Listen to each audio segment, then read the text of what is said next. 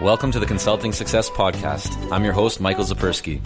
In this podcast, we'll dive deep into the world of elite consultants, where you'll learn the strategies, tactics, and mindset to grow a highly profitable and successful consulting business.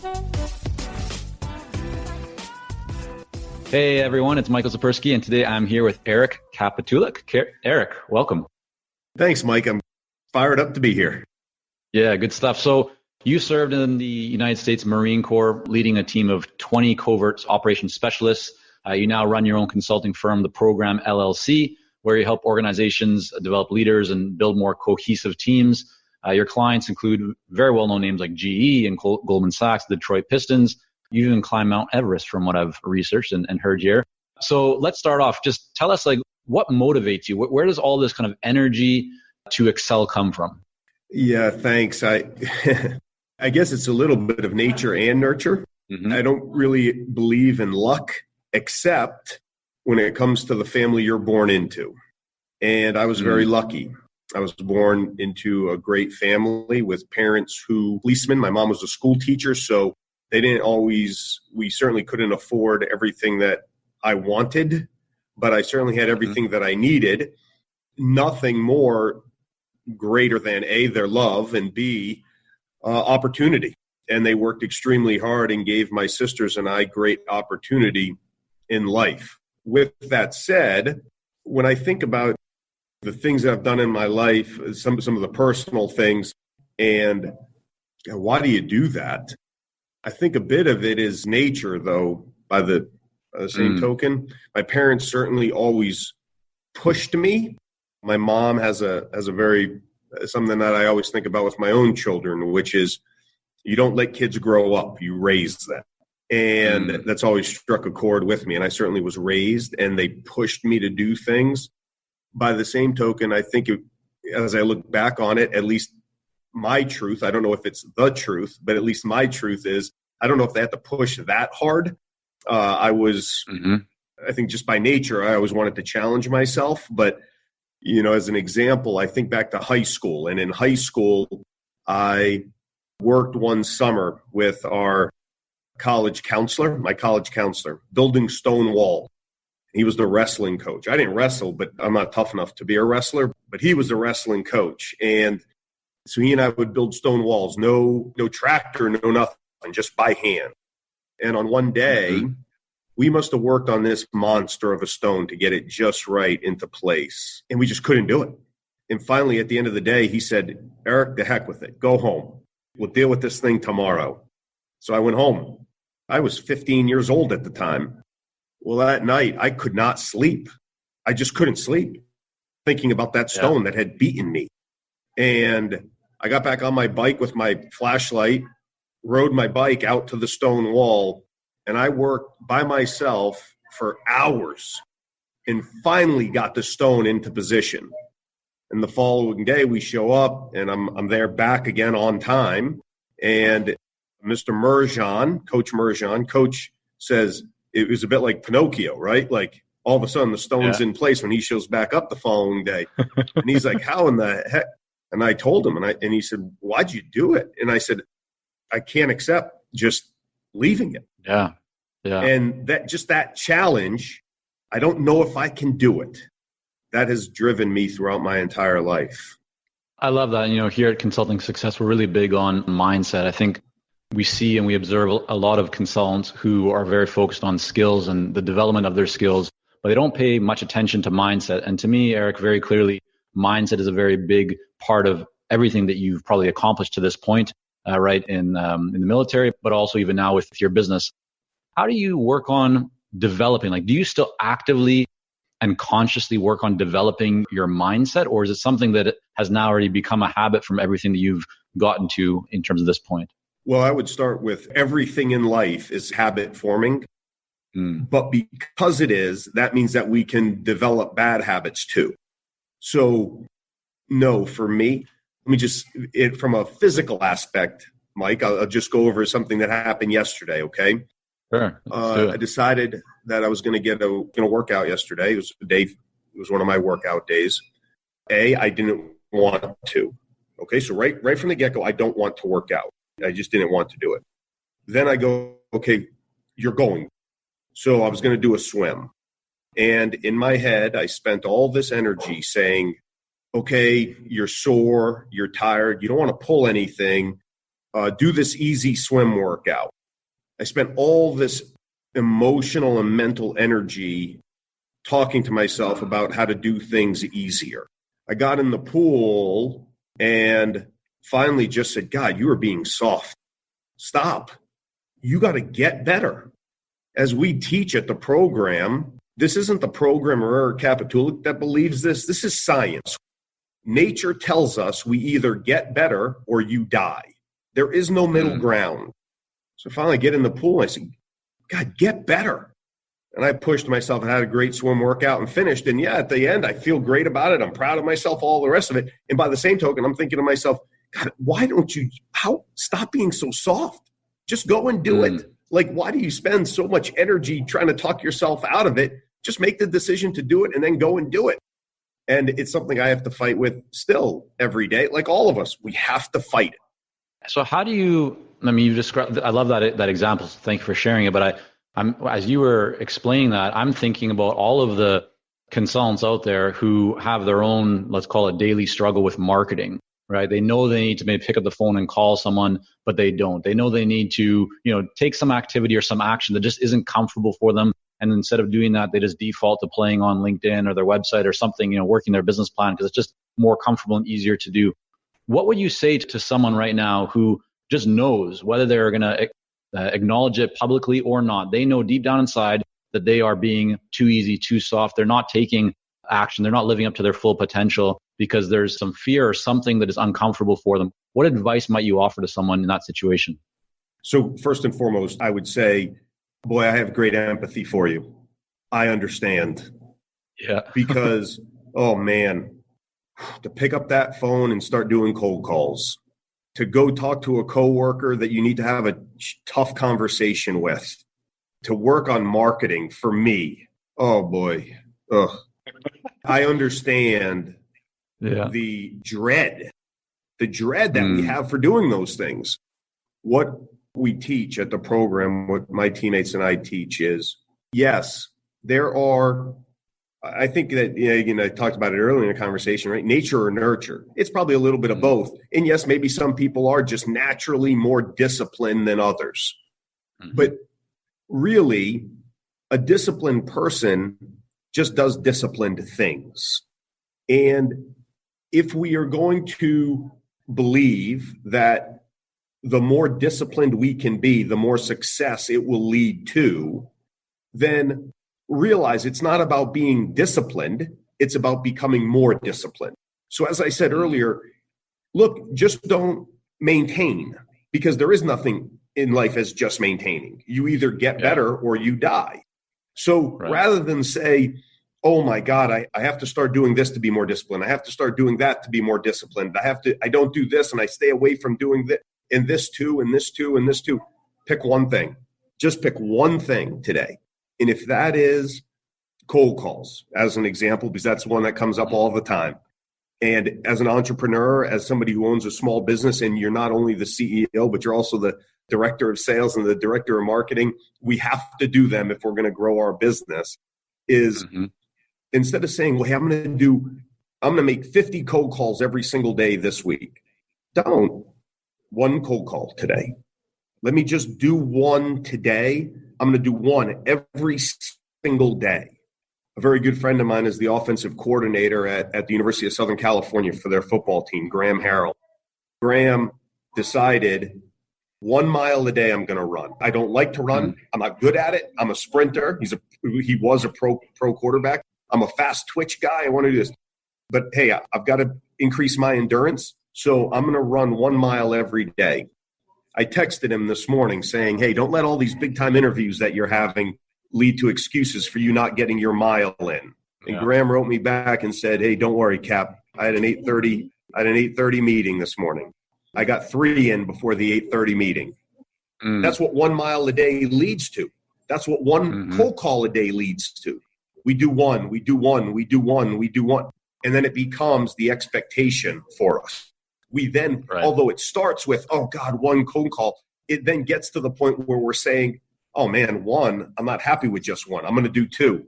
I'm going to do three. And then we start to do disciplined things. Just do it. Right. Yeah. Great advice. So your business has now gotten to the point, I think you have about 17 team members or so? Yeah, depending on the day. Yes. Gotcha. Okay. Yeah. Walk us through the transition from you exiting out of the military into starting your consulting business, and why you decided to actually build a team. Why not make it the Eric show and just kind of build it around you, have a more lifestyle type of business? Why for you was it important to bring in some of these special operators from the military as your team members and build a company, build an organization, build a brand that is more than just you? Let me be frank. Now knowing what I know about building a team and running a business, a team business, where it's not just the Eric Kapitulik show, there are some things that are very appealing about the Eric Kapitulik show. Right, yeah. There are some things that are very appealing about it. For your listeners, are those things that are very appealing, are they more appealing than the appealing things about it not being the Eric Kapitulik show? Right. There's no right or wrong. That's right. And I can understand why a lot of people do that rather than build a team, build a company rather than a one-person consultancy. There's lots of great benefits to it. For me personally, I had the great privilege of my one outside of daddy and husband. Marine is still the title that I'm most proud of. Had the great privilege of being United States Marine Corps officer. I could have spent 8 years on active duty. I could have spent 38 and thought on the day of my 38th, thought, man, that was awesome. But there were just other things I wanted to go and try to accomplish in my life outside of the military. It was a very challenging decision for me to leave active duty. But I made that choice. And with everything in my life, I don't feel like that I'm incredibly smart. I don't feel like I'm ever the smartest guy in the room, even when there's me and nobody else. It's just not, I feel like I've got a certain level of intelligence that allows me to work really hard and go and find the answers, but it's just not a strength of mine. What is discipline and hard work. And I'm going to, whatever I decide I'm going to do, I then make the decision that I'm going to make it the right choice.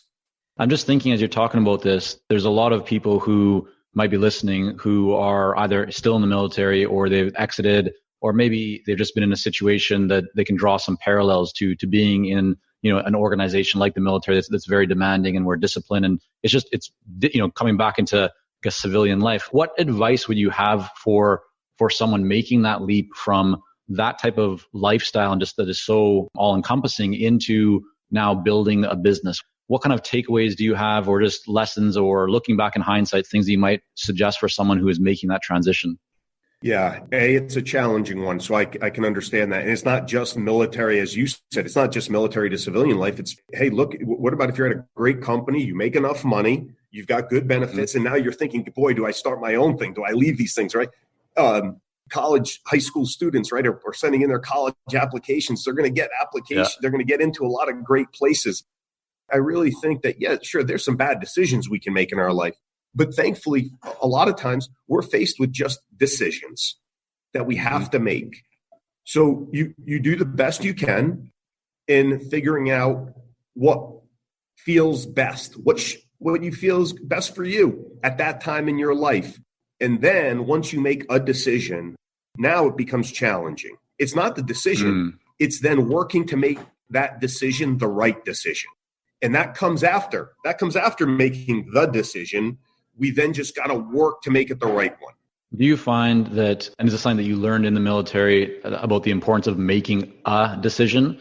And I'm asking because I've observed, as I've studied many very successful business owners, entrepreneurs, that people who hesitate, who don't make a decision, are often in a position where they end up struggling a lot more. Whereas if you really look at those who are more successful, they've made a decision. It may not be the right one, but they've just made a decision, and they end up spending time adjusting to that decision, but at least they've made a decision and therefore they're taking action and they're having more kind of live feedback that they can adjust to. Is that something that came to, or taught in the military, or what's kind of your experience around the importance of making a decision? I think there's lots of people in the military. I think there's lots of officers, senior enlisted men and women who struggle with that. They struggle with they want to wait and get as much more information and get 100% of the information. When the truth is, the enemy is changing out there, whoever the enemy might be. And instead, we're put in a situation, we have a certain amount of information. We then make based on that information, and we should look at whatever information we have, absolutely. But based on the information that we have got to make a decision as quickly as possible. Why? Because it gives us more time after making that decision. As I said, work on making it the right decision and/or changing what the plan is, right? We make a decision, we come up with a plan as to how we're going to execute. We go down range and we start executing. Okay, but then the situation dictates, the enemy, so many different things change what our plan should be. The quicker we make the decision to implement that plan, then the more time that we have making those changes to get us to where we want to get to. I think for me, one of my former Marines once said when I was in special operations, he said, "Damn, sir, you don't always make the right decision, but boy, I'll tell you what, you make a decision." And I thought, thank you. Is that are you trying to give me a compliment here or not? Yeah. I took it as a compliment. Now, with that said, I will say this. I had the opportunity, one of our teammates, Ben Littauer, is a Harvard graduate, honors graduate, one of the smartest people that I know. I'm yelling at Ben constantly about, Ben, make a decision. Ben, you're waiting too long. Just go execute. Just go execute. I'm better for having Ben on my team because the truth is, best is probably somewhere in the middle. And if you are a person who is going to struggle with making that decision, hey, surround yourself with people who want to go, go, go. And if you are a person, especially as a leader, who's go, go, go, make sure that you bring people in that are going to make you better. And thankfully I have in that case, along with a large number of my other teammates. As you started the business, just take us through, what was the first thing that you did to start generating clients? Where did your first few clients come from? While we work with a lot of seasoned and experienced consultants here at Consulting Success, I'm often contacted by new early stage consultants. Invariably, the question I'm asked is, what are the steps I should take to become a successful consultant and grow my consulting business to my first 6 figures per year? Well, I'm excited to announce that we've opened the doors for our Momentum program. This is our most popular program for early stage consultants, and it has helped almost 1,000 consultants to start, run, and grow successful consulting businesses. It gives you the step-by-step plan to help you with your messaging, your fees, and pricing strategies, how to win more proposals, how to go to market more effectively, developing a marketing system to generate leads consistently, and so much more. And right now, until September the 19th, you can sign up for Momentum and get 50% off the regular price by going to consultingsuccess.com/audio. That's consultingsuccess.com/audio, AUDIO. Only 100 spots are available to join Momentum and get 50% off. This deal is only available until September the 19th or until all 100 spots are gone. We won't be opening up new spots in this program for several months, so don't wait. Go to consultingsuccess.com/audio. That's consultingsuccess.com/audio, AUDIO.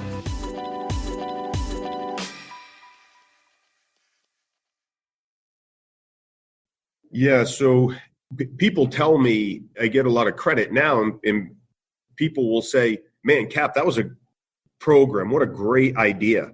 And I always think, yeah, it's a great idea, isn't it? It's not my idea, but it's a great one. And what I mean by that is when I was still in the Marine Corps, one of the last things I did was work in the admissions office at the Naval Academy, back at the Naval Academy. Right when I had shown up there from my special operations tour of duty, the head lacrosse coach, he had been my head lacrosse coach when I played there years prior. Well, I showed up there, and the weekend before, some lacrosse players had gotten in trouble, and he called me at work and said, Cap, can you come down here, meaning to the lacrosse offices, and just wear these guys out for a couple days? So that's what I did. I just went down there and worked out with the team doing our kind of special operations workouts. Mm-hmm. Well, then fast forward years later, the assistant coach on that team had just been named the head coach at Harvard men's lacrosse. Mm-hmm. And he called me and said, and I had been open a week. He had said, Cap, can you come down here and just took over the softest team on the softest sport and can you come down and just wear these guys out for a little bit? So that's what I did. But during that time, I called the team captains out to come and just lead some of the exercises with me as I was working out with the team. And these are great young men. I mean, smart, intelligent, good people, right? But they just struggled with just leading an exercise for their team. Mm. And from that, I thought, these guys have enough guys that work out, strength and conditioning coaches, those types of things. They don't need me to get bigger, faster, stronger. But boy, they need some help as leaders. And from that one client, Harvard men's lacrosse, I worked with 2 other men's lacrosse teams in year 1. How did you get those other 2? How did you get those other ones? The head coaches were coaches that I played for, against, or with. And did you reach out to them, or did they reach out to you once they heard? Oh, no. Oh, if you start your own business, if you start your own business and somebody reaches out to you, then play the lottery. Right. Because you're the luckiest person in the world. Right. So you reached out to everyone. Yep. Everyone. Mm-hmm. And from those 3 teams in year 1, we worked with 9 teams in year 2. Mm-hmm. And now we work with over 160 teams on an annual. College and pro athletic teams and major corporations annually. Mike, and I just remembered, because it was a great question. I just want to highlight to your audience, because you asked about why have a whole team rather than just me. Yes. 2 main reasons, and I'll move on. I'm sorry from it. Number 1, if you're by yourself, by definition, you can only be making revenue if you yourself are working. And to me, that didn't make sense to me. I wanted to have an organization where the members of the team could be making money when other members of the team are working. Mm-hmm. I've been on teams my whole life, whether it be athletic, military, or now business teams. And that idea of teammates helping teammates, I just love being around it. It just makes more sense. And to us, it made more sense financially, albeit it only makes more sense financially after a really long time. Number 1. Right. Consistently. I mean, if you're a leaner business in terms of fewer staff members, employees, right, you can typically experience much higher profit margins initially, right? And if you're building the team, your profit's going to be significantly reduced. You're investing a lot more back into the business. It's a longer term play, right? It might take several years for you to start getting back that level of profitability that you might have as an individual. But if that's the direction that you want to go, right, and you feel good about that, then it can be very worthwhile. Just the one thing to note for some people is, I think there are a couple of ways you can look at, even as an independent or a solo consulting kind of operator, is you could look at revenue share or performance deals where there's percentages or equity plays, or also retainers based on access where you're not necessarily doing the work and spending hours. But you're right. I think, Eric, in most cases, you're not making money unless you're working, right? For most consultants, that is, unless they're kind of looking at some of those more advanced strategies, it can be challenging. So I'm wondering, you got this first call to come down and work with this team. You're very new. How do you even approach your pricing and fees? Like, what did you even say to them? Like, yeah, sure, I'll come down. Like, how did you charge them? What did you know to put that together? What were your thoughts on at that time? Yeah, I don't know if this interview is being video recorded, but if it is, It was testing the wind and, well, we'll charge this. And, the industry that we are in, we created it. Mm-hmm. Now there's been others who've tried copying us, but the program was the first team that did experiential training, offering really not, hey, turn around and fall back into my arms, and we're going to call that trust development, but true adversity-based training where people are going to get outside their comfort zones, and in doing so are going to get better as individuals and as a team. We created that market. So I didn't have comparables to look at when figuring out our pricing. So instead of spending, would suggest this to a lot of business owners. If in a similar situation of, God, what should we charge for this? God, capitalism is awesome because the market is going to tell you what you should charge for it. So that first one, I thought, okay, well, I want to make some money doing this. And hey, I got to get a client to start with, somebody who's going to vouch for me. So, I charged almost nothing. Almost nothing. And then in year one, with those other two clients, they said, well, Cap, how much is it? So I added a couple $100 on to what I charged the first guy. And they both said yes. And in year two, I did the same thing. Right. And then I thought, if everybody is saying yes, it's probably too cheap. So really, how did I figure it out? And I'm sure that this isn't the way they're going to teach you. I went to business school, and it is not the way they teach you how to figure out pricing in business school. But for me, that's the way I did figure out pricing is I charged a certain amount. I went out, I performed that service. I'm calling people. I'm talking about my service, our service now. But at that point, it was my service. How do you price today? Where have you landed in terms of your pricing and your programs? Is it kind of a fixed project rate? Are you doing hourly? Are you doing based on the ROI and the value? How do you structure your current pricing model? So our core business are college and pro athletic teams and corporations. Right. Okay. For your college athletic team, it's based on the number of instructors that we're going to send to go work with you is really what it comes down to, because we know where you're located and the number of instructors that we're sending, because that's going to figure out what we want for profitability, but also what our expenses are going to be for that event. Okay. And pretty much for every single one of our athletic team clients, we know the duration of the event. We know the follow-up that's going to be performed.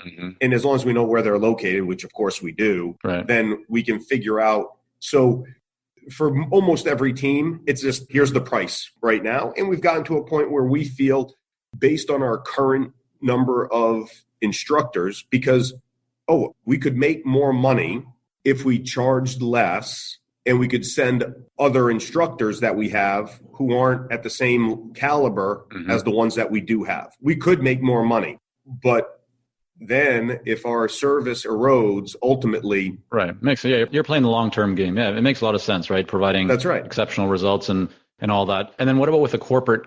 Corporations, that is really, it's a bit of that, where you located and the number of instructors that we're going to send. But corporations, our services, with an average athletic team, the service is going to be 2 days in duration. We're going to come back for a day of follow-up. There's going to be Skype and FaceTime sessions. For a corporation, we might do now, we're doing more and more 1 week long, what we call them transformational weeks, from a leadership development and teammateship development process. So corporation, a company will hire us to do a transformational week with as many people as possible that they can send there. Got it. Is that price kind of fixed for that program for that 1 week for each organization, or are you looking at some variables? Again, the only variable then is the location of the training taking place and how many people are being sent, because based on the number of participants, we're going to send a certain number of instructors. And we like to keep around a 15-to-1 ratio of participants to instructor, because we can provide feedback to every single person. Right. Which we find is key, right? So those things are the variables that we need to know before we really can give a specific price. But for corporations, they'll say, well, hey, for the year, we would like to do a transformational week. We'd like 2 sets of refresher trainings for a day or 2 days. And then we come back and act as, on site, what we call our mock visits. Right. And we might do one of those one a month. While every athletic team, I could almost say, here's the attachment. This is what it costs. This is what it is. For corporations, it takes a fair amount of work. A bit more customized. The whole thing is customized for a corporation. So you shared, Eric, that early on, right, the clients came really just by you reaching out and then connection kind of that you had. How about today? Fast forward us to present. What is the best method or kind of tactic that you are currently using or your team's using to fill your pipeline of new opportunities and actually win clients and deals? What are you guys doing from marketing and kind of sales approach? I still cannot overstate the importance of cold calls. I still can't. Now, when we do cold calls, we're able to leverage a lot of other names of clients that we currently have. So while before we're doing a cold call and we're not leveraging any other name, now when we're doing a cold call, we can get out in the first 5 seconds. Here are some of our other clients. We're looking to work. That's helpful. But I feel like cold calls are so important, if not just for growing our clientele. It's good. We talked about mindset earlier, Michael. That mindset of hunger, of, okay, well, I don't have a referral that I can use right now that I can call. I don't have this warm lead. We've gotten the people who've called us now to work with us. That work is done. Okay, I can still be hunting. And we hunt by cold calling, and that mindset, that thirst, that desire to go out and sign more people, it stems from a passion for what we do, for developing better leaders and creating more cohesive teams. If somebody here is a salesperson that's going to have a passion for signing one more person because of the monetary value of it, they're not going to be at the program very long. They just won't be. But you're doing it because, God, I got to have other people become better leaders and become better teammates because it's going to make your life better. And I got to go and sell this because it's so important for us. That is hugely important, and to making everybody at the program long-term successful. And so why it's still key to our sales strategy is cold calls. Now, with that said, of course, now after 12 years in business with working with 160 teams on an annual basis, we should leverage our current clientele, which we do all the time. You get referrals and introductions, and that's a big part of it. We do. That's right. That's true. The only thing I would add to that, though, is for your listeners, is if you're waiting for somebody to give you a referral. Yes, some people are just very, not corporate, but just very, they understand, hey, you make more money if I give you this, if I give you a referral. There's some people out there who understand that just naturally and are thinking about it and will say, I'm going to talk to so-and-so and call them. That's a minority. However, if you're providing what you say, if you're doing what you say you're going to do and providing a world-class service or product out there, then people want to help. They want to help. So if you're that person providing that service, or in this case, me and my teammates, to call one of our clients and say, just ask, hey, look, we want to grow our business. If it's a direct competitor of yours, forget about them. I hate them. I don't want to work with them. But who's a friend of yours in this industry that would benefit from our service? I'd love the referral. And people go out of their way to provide it. So leverage, I feel like we have to leverage our current client base, but you have to be proactive about it. Definitely. I mean, if you're waiting for people to contact you, right, it's the classic saying, hope is not a good strategy, right? And people, as you mentioned, they like to help. Like, most humans like to help, but sometimes they need a little bit of that push, or not even a push. They just need to know that you'd like their help. And so I think that you sharing that's really important. You touched on one thing I just want to hit on or go a little bit deeper on, Eric, before we wrap up here. And that is, you mentioned that you were one of the first, if not the first, in this industry of training, right? Kind of leveraging the military and kind of special ops experience. Today, there's a lot more people who come out of the military or out of special ops and are building kind of leadership consulting or training businesses. And I think a lot of consultants out there listening see that in their own industries where there's a lot of other quote unquote competitors or people providing similar services. What have you done consciously, or just what has been your kind of mindset around the increasing competition or people who are doing similar things to what you're doing? How do you keep that level of differentiation and ensure that your business continues to grow? Yeah. First of all, competition is good everywhere. It makes you better. What's your thoughts around the increasing competition and people offering similar services? Now, with that said, what I think one of the real hurdles that some individuals in companies, what happens is you start to only focus on the competition and what the competition is doing. We don't. And it starts with the leader setting the tone with the team. My teammates all the time bring up, well, this competitor this competitor that. Stop. How are we getting better? What are you doing better? What are you doing today to make the program and our services better? Because look, we've been in business now for 12 years. They've been in business for a year, 2 years. If you're saying that they've caught up to us and passed us, then that's our fault. That's our fault. So yes, we had a first. We did create the marketplace. There's some real challenges with doing so.